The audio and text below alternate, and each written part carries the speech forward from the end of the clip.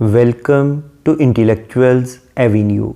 आज हम एक आयरिश पोइट यानी विलियम बटलर येट्स की जिस लिरिक पोइम को डिस्कस करेंगे उसका टाइटल है the lake isle of Innisfree. ये पोइम 3 क्वार्ट्रेन्स पर कंसिस्टेड है। क्वार्ट्रेन का मतलब है 4 लाइंस पर कंसिस्टेड स्टैंजा। तो 3 क्वार्ट्रेन्स पर कंसिस्टेड होने की वजह से इस पोइम की टोटल लाइंस की स्ट्रेंथ है 12। इस पोइम का टाइटल है द लेक आइल। लेक का मतलब है झील, आइल कहते हैं जजीरे को, और इनिसफ्री एक जगह का नाम है। यानी इनिसफ्री जो एक जगह है वहाँ पर एक झील का किनारा या एक जजीरा। पॉइट कहता है आई विल अराइज, मैं उठूँगा, एंड गो नाउ, और अभी चला जाऊँगा, एंड गो टू इनिसफ्री, और इनिसफ्री के इलाके में मैं फ़ौरन चला जाऊँगा, and a small cabin build their, वहाँ पर मैं एक छोटा सा घर तामीर करूँगा, छोटी सी हट या झोंपड़ी तामीर करूँगा, ऑफ क्ले एंड वाटल्स मेड, जो कि मट्टी से और लकड़ियों से बनी हुई होगी। यानी छोटी छोटी लकड़ियों और गीली मट्टी को जोड़कर मैं एक छोटा सा कैबन, छोटा सा घरौंदा अपने लिए तामीर कर लूँगा। 9 bean rows will I have there, वहाँ पर मैं बीन्स की यानी फलियों की 9 कतारें उगाऊँगा।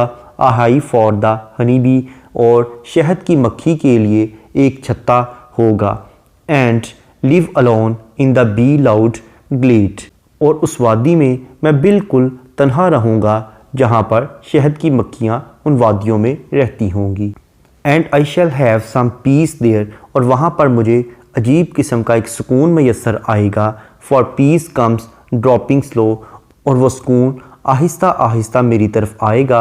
Dropping from the wheels of the morning to where the cricket sings, और सुबह के नकाब से वो आहिस्ता आहिस्ता सुकून मेरी तरफ आएगा जहाँ पर मुख्तलिफ़ किस्म के हशरात गाते हैं।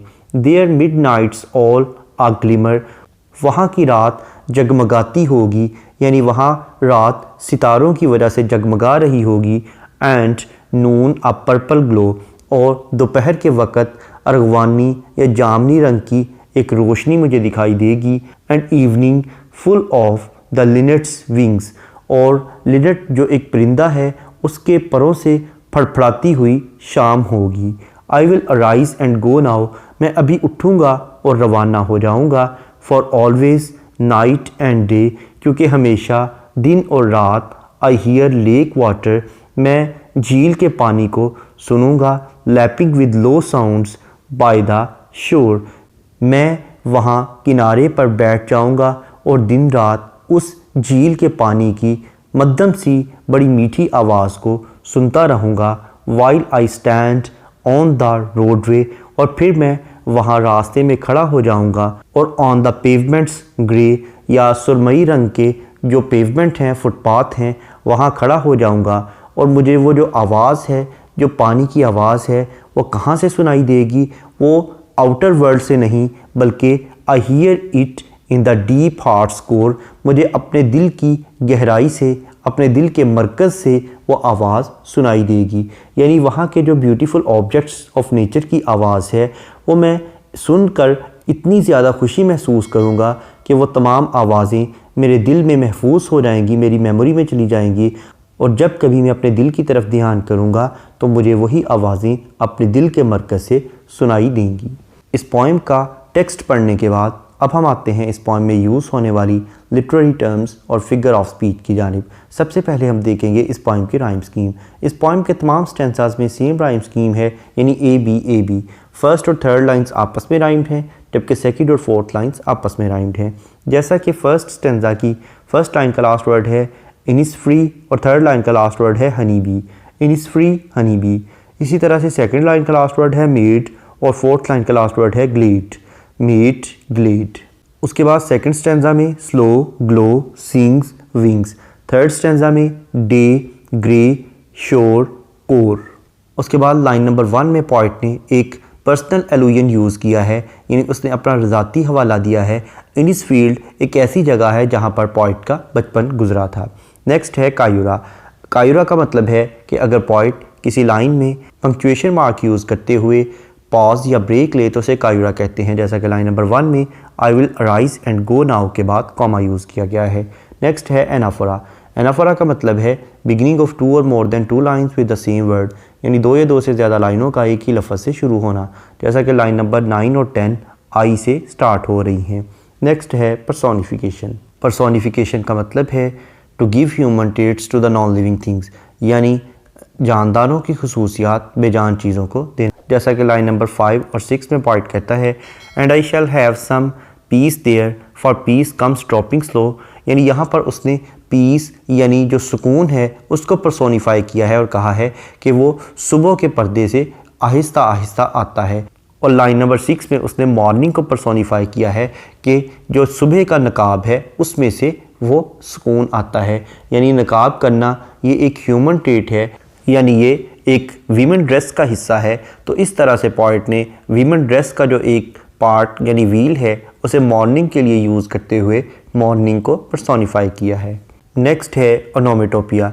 ओनोमेटोपिया का मतलब है ऐसे वर्ड्स का इस्तेमाल करना जो कि हमारी सेंस ऑफ हेयरिंग यानी हमारी सुनने की हिस्स को अपील करते हों, जैसा कि लाइन नंबर 6 में वो कहता है dropping from the wheels of the morning to where the cricket sings.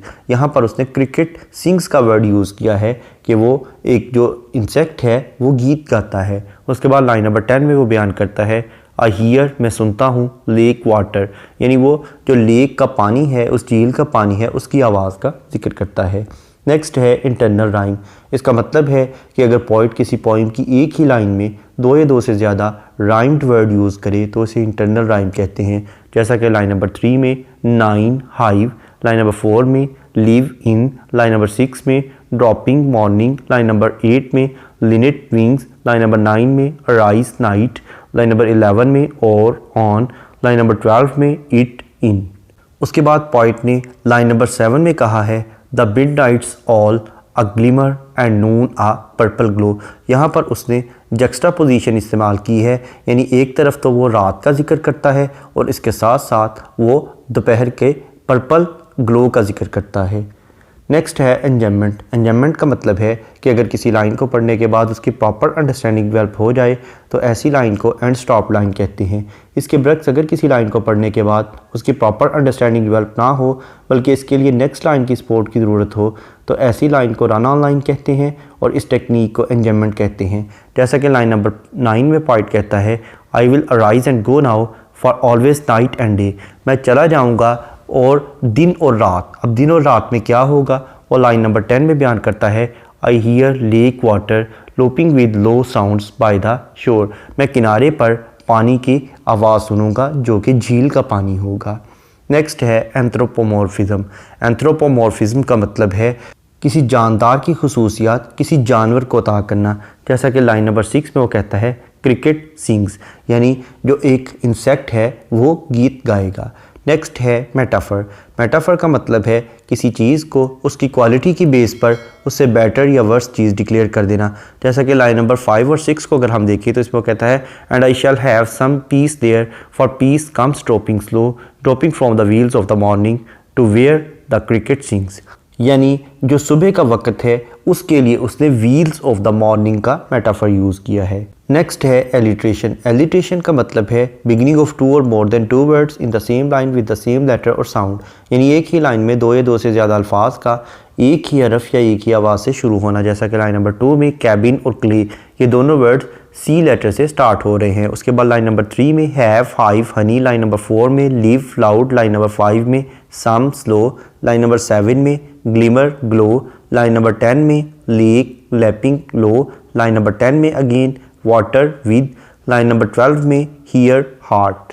Next है कॉन्सोनेंट्स। कॉन्सोनेंट्स का मतलब है use of same consonant letter in the different words of the same line, यानी एक ही लाइन के मुख्तलिफ अल्फाज में एक ही कॉन्सोनेंट लेटर का इस्तेमाल करना, जैसा कि लाइन नंबर 6 में ड्रॉपिंग और मॉर्निंग इन दोनों वर्ड्स के एंड पर एन जी यूज़ हुआ है जो कि कॉन्सोनेंट लेटर्स हैं। नेक्स्ट है एसोनेंस। एसोनेंस का मतलब है use of same vowel letter in the different words of the same line, यानी एक ही लाइन में दो या दो से ज़्यादा अल्फाज में एक ही वावल लेटर का इस्तेमाल करना, जैसा कि लाइन नंबर 3 में 9 हाइव, लाइन नंबर 4 में लीव इन, लाइन नंबर 6 में ड्रॉपिंग मॉर्निंग, लाइन नंबर 8 में लिनेट विंग्स, लाइन नंबर 9 में अराइज नाइट, लाइन नंबर 11 में और ऑन, लाइन नंबर 12 में इन इट।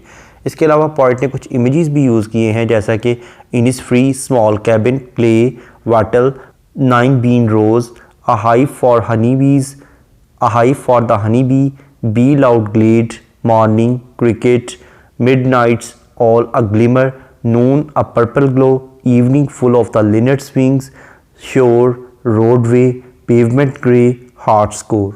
इसके अलावा लाइन नंबर 1 और 9 में I will arise and go now को रिपीट किया गया है।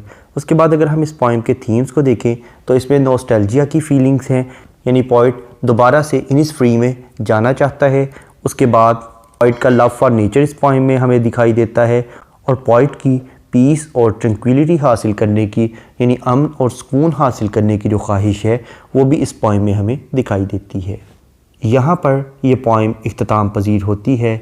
W.B. येट्स की दीगर पोइम्स को डिटेल में समझने के लिए इसी चैनल यानी इंटेलेक्चुअल्स एवेन्यू पर W.B. येट्स की प्लेलिस्ट को विज़िट करें।